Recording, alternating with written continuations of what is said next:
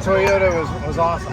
Everybody was awesome today. I just hesitated on that last restart. I did not get the job done. I had a plan, and I just didn't stick with our strength. I needed to stick with our strength, and the Monster Energy Toyota was there. They put me in position, and I feel like I let my group down. We don't have the guitar, we didn't get a win, but we're all safe with points and all that.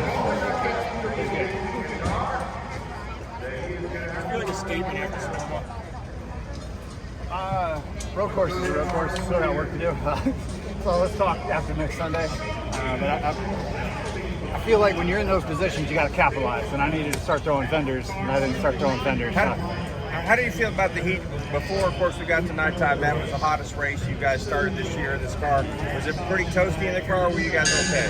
Yeah, it's pretty toasty. There's some work to do, and NASCAR needs to listen to the drivers.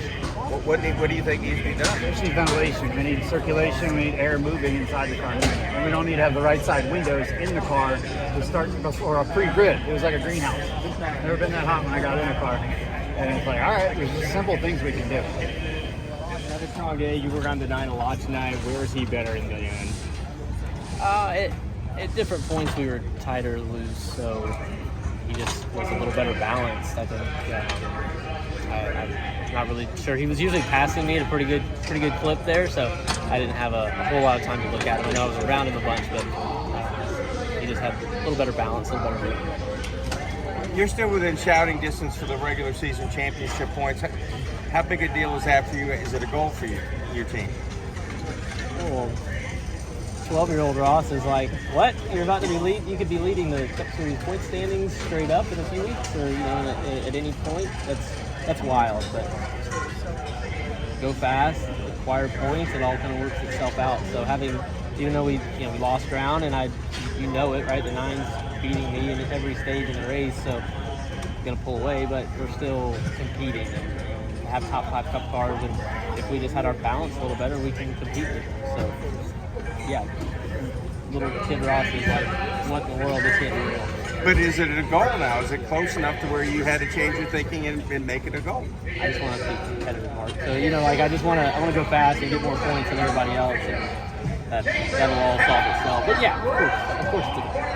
What was it like going through the field after you had to come back in for that loose wheel and went to the back? And obviously you made it to the front, but was it hard or was it easy?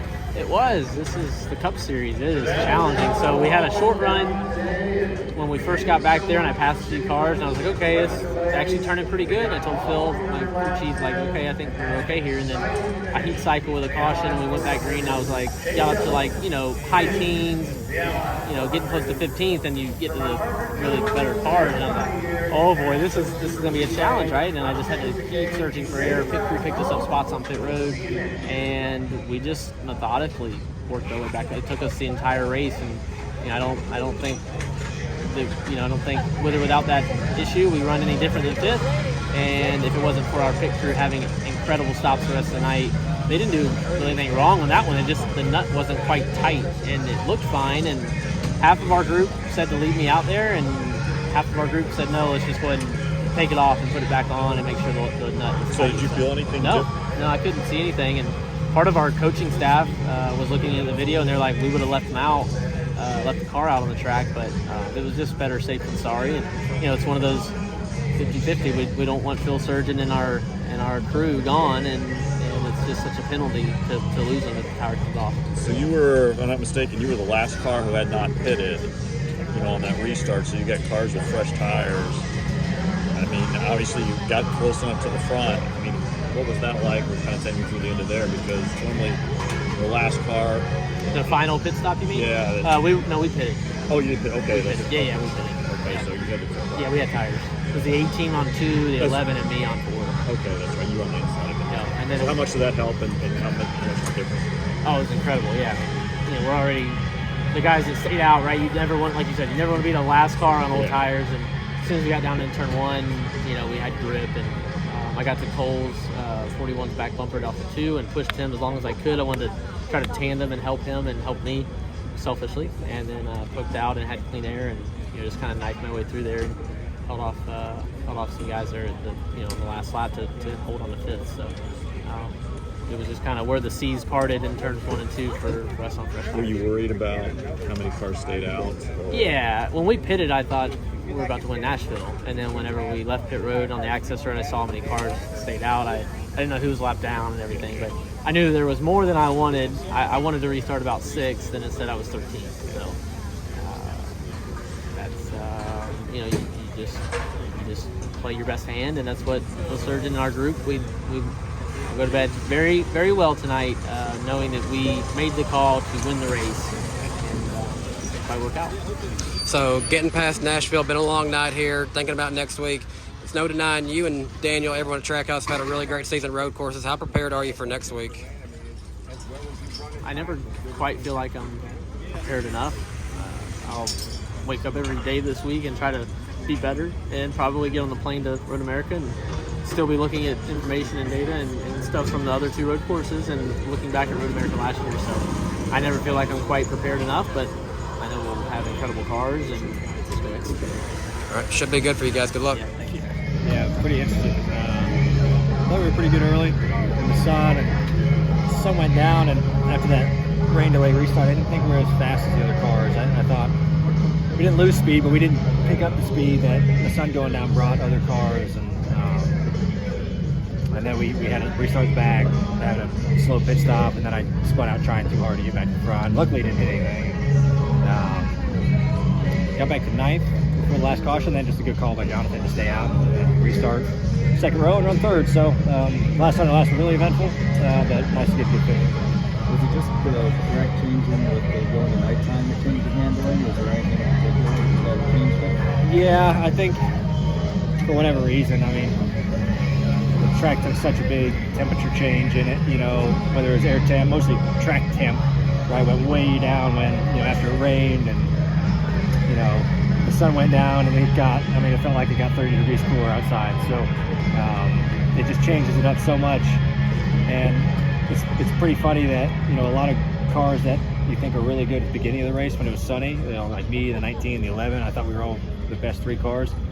Then it gets to nighttime, like the 18 and the 9, and you know, a couple other guys are good. Like, it just swaps it. So it's pretty funny how that works. But yeah, it just didn't really work for our car. We tried like hell to work on it, but just couldn't quite find the speed the other guys had. So how do you feel, again, another top 5, and yet that win continues to elude you? You feel like it's getting closer when you have the kind of car at least you had in the daylight? Or I hope so. You know, you hope you keep closing in on it. And you know, there's been some races I felt like, you know, we had the best car, and then we just kind of missed out on winning. Tonight, I don't think we really had the best car really at any point of the night. I thought we were contending for the best car early, but at the end, I thought we could run, you know, 5th to 7th kind of legitimately, and we exceeded that. But yeah, hopefully you just keep putting on runs like this. You know, keep running towards top 5 and running up front, and just hope things come together for you. are you surprised at this juncture of the season you still haven't been to victory lane? I mean, as well as you've run at times, as good as Team Penske has been? Yeah, I mean, it's unfortunate. You know, I try not to do too much on it. Like, yeah, you know, we want to win. The whole flow group deserves to win.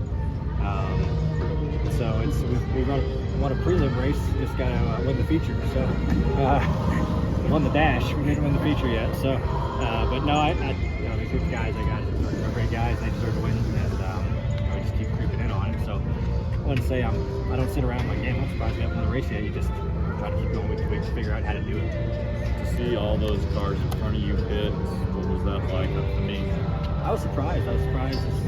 So many pitted. You know, tires didn't mean a lot tonight, especially for the first handful of laps. It really didn't mean that much. So I couldn't believe it. I mean, our plan was to stay out regardless. Jonathan told me going into 3 we're staying out. I was fine with whatever, and then I saw that many cars pit. I was pretty shocked, and then to get to line up on the second row, having a small chance to try to make something happen and win the race, but they ended up winning. the way your car changed, I mean, I'm guessing this almost like a Charlotte, right? A 600 day to night. It just kind of looked like you were in extreme worlds tonight. Yeah, for sure. Yeah, I mean, I thought when the sun went down, we just didn't pick up the speed that other guys did.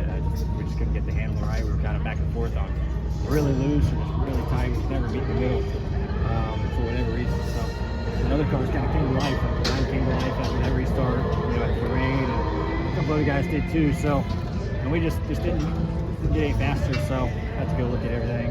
But yeah, huge change. I mean, I would say sometimes I would almost put this as like a bigger change than the 600 because it was so hot today, and then it's still warm tonight, but it's not, you know, not that bad. So it was definitely a big swing. So how do you look at tonight, considering how good you were early but struggles, and then everybody pitting, and suddenly you've got Yeah, I mean,